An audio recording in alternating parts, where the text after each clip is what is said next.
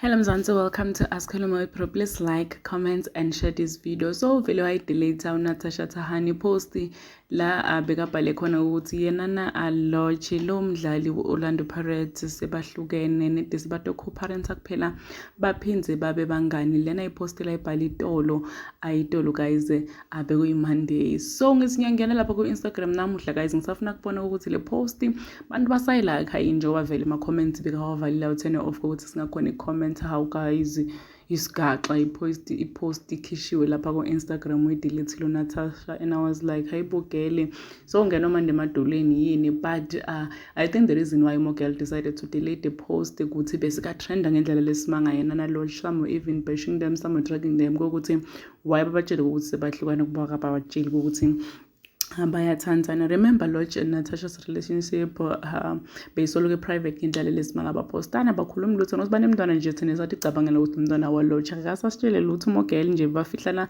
simanga so people were just fuming ukuthi hayibo wayitshela ukuthi niyahlukana but azangisitshele ukuthi aniyathandana so Mogel khishile lapha kuvela khipha leya post lapha na ku Instagram but into leni njengalena guys vele bekumele yendeke vele abantu bebangebahlale abangakhulumi. Please like this video, comments down below, share this video. I'll see you on the next one. I'm signing out. Goodbye.